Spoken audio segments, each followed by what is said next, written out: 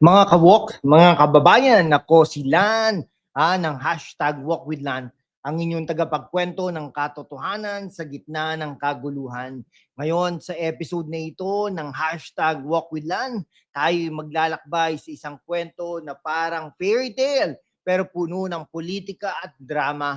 Ang mainit na sagutan ni na Undersecretary Claire Castro at Malutikia sa gitna ng kasinungalingan ang katotohanan ng unang dinudurog. Pero kasama kayo mga kawok, kaya nating itindig ang tama. Sumali na sa aking YouTube membership. Sama-sama, pananatilihin nating malaya at walang takot ang boses natin para sa bayan. Salamat sa inyong solid na suporta. Mag-subscribe na sa hashtag WalkWithLan, YouTube channel membership at maging bahagi ng ating masiglang laban. Hashtag laban para sa katotohanan. Hashtag Walk with Lan.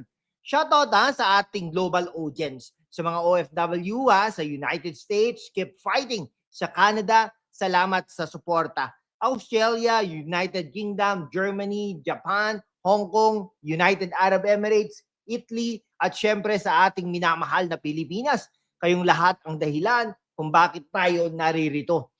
Para sa mga kabataan at OFWs, ito'y para sa inyo. Ang prinsesa ng palasyo at ang matatag na manunulat. Mga kaibigan, isipin nyo na lang ito bilang isang engkanto. Noong isang araw sa kaharian ng Malacanang, may isang prinsesa na si Claire Castro, ang undersecretary ng PCO. Siya'y kilala sa kanyang matalas na dila, pero minsan parang dragon na nag-aalburuto kapag tinanong tungkol sa mga lihim ng kaharian. Sa kabilang banda, may isang matalinong manunulat na si Malutikia, no? Isang political analyst na parang wizard na may hawak na wand ng katotohanan. Ang isang enchanted forest na tinatawag na TV5, nagbanggaan sila sa isang live na usapan tungkol sa malawakang protesta at ang misteryosong witness na si Orly Gutesa. Si Gutesa ay siya'y para isang multo sa kwento, lumutang sa Senate hearing bilang credible witness sa flood control scam, pero peke pala ang kanyang affidavit. Fake notary, mga kawok, at nang tanungin si Malu, nasan si Gutesa, alam ba ninyo, bigla si Claire nag-init. Don't start kasi, you're putting something to me. Parang sinabi niya, wag mo akong sisimulan, pero bakit defensive? Factual lang naman ang tanong ni Malu, na nananatiling kalmado at witty. Ito ay katulad ng isang kwento kung saan ang prinsesa ay natalo sa composure ng wizard.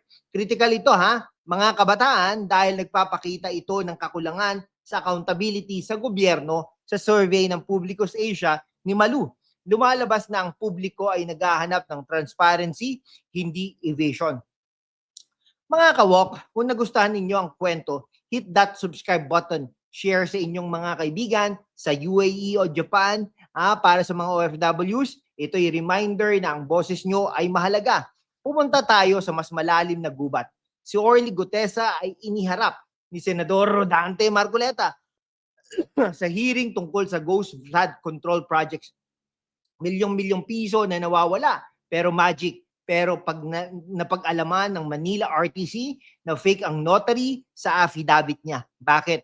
Dahil ba may itinatago si Malutikia sa kanyang analytical mind ay nagtanong ng maayos. Ngunit si Claire Castro ay nag-react na parang nasa bardagulan.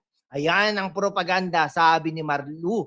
At totoo nga, bakit evasive si Claire? Bilang palace press officer, dapat siya ang tagapagbigay ng facts, hindi tagapagtago. Ito'y satirical mga kaibigan, parang isang kwento kung saan ang tagapagbantay ng kaharian ay may galit kaysa sa magnanakaw. In-depth analysis tayo Ayon sa reports mula sa News 5, ang exchange na ito ay nag-highlight ng potensyal na cover-up. Para sa kabataan, ito'y lesson sa critical thinking. Huwag basta maniniwala sa sigawan. Tignan ang ebidensya. Okay. Ay nako, mga kababayan, katulad ng sabi ni Deo Macalma sa kanyang satirical na DZRH broadcast, ang politika ay parang telenovela, puno ng twist at sigawan. Dito si Claire ay ang kontrabida na nag-meltdown, habang si Malu ay ang heroine na nananatiling matatag. Witty ba? Oo, dahil sa halip na sagot, sigaw ang nakuha natin. Shoutout sa Germany at United Kingdom. Kayong mga OFW doon, alam nyo ang composure ay susi ng laban. Sa dulo ng kwento nag-post sila, no, para groupie kasama ang anchors, smiling na parang walang nangyari. Pero ang aral, si Maluti Kia ay nagpakita ng class act, hindi nagpadala sa init. Si Claire nagmukhang cringe-worthy, evasive at hindi dignified. So earlier incidents noong April 2025, may bastusan issue pa sila. Pero dito mas lumala, informative para sa mga kabataan. Tignan nyo ang surveys. Ang trust sa gobyerno ay bumababa kapag ganito ang spokespersons. Ito ay nagpapakita ng power dynamic sa media. Sino ang may katotohanan? Para sa mga OFWs sa Australia at Canada, ito'y reminder na ang katotohanan ay global fight. Shoutout sa Hong Kong at Italy. Mga kababayan, subscribe na para sa higit pang kwento tulad nito. Ngayon, bilang storyteller, isipin nyo ito bilang moral lesson. Si Claire Castro ay sumisimbolo sa defensive government. Galit sa tanong, walang sagot. Si Malu, ang boses ng publiko, factual at witty. Sa kanyang karanasan bilang strategist, siya ay nagbibigay ng in-depth insights, hindi propaganda. Bakit panic mode ang palas sa Gutesa? No? Dahil ba si Saldico connections? Engaging ito para sa mga kabataan. Gamitin nyo ang social media para magtanong, hindi magsigawan. Parang parang sabi sa isang lumang kwento, kapag mataas ang emosyon, mababa ang intelligence. No, yan quote mismo ni Claire sa ibang debate. Di ba? Satire, di ba? Si Malu ay parang chess master habang si Claire ay checkers player na nag-flip ng board. Sa wakas mga kawok, ang kwento na ito ay nagpapatunay na ang katotohanan ay mananalo. Saludo tayo kay Malu Tikia na may-ari ng Publicus Asia, isang data science company. Yan, siya po mga nagsusurvey, no? Siya ang tunay na katapat. Para naman kay Yusek Claire Castro na appointee ni Pangulong Bongbong Marcos, oras na para maging accountable, oras na para ipakita ang transparency, oras na para sa hustisya dito sa Pilipinas. Okay? Hindi po tayo namimili ng hustisya. Hindi porket Duterte ay ipapakulong nyo. Ano ba kayo? Nakakagigil, di po ba?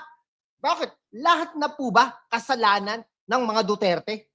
Eto, nag-display na po si Saldico ng mali-maleteng mga kaperahan. Di umano. Nakita pa yung conduction sticker sa Davao daw po yun. Anong utak yung mga yan? Okay? Kaya po sinasabi natin, si Malu Tikia ay siya ay tunay na katapat. Okay, mga OFW sa US, Pilipinas, at lahat, kayo ang bayani ng kwentong ito. Subscribe na, i-like na, i-share na, sumali sa membership para sa exclusive content. Hanggang sa susunod na kwento, laban para sa katotohanan. #WalkWithLan, mabuhay ang Pilipinas.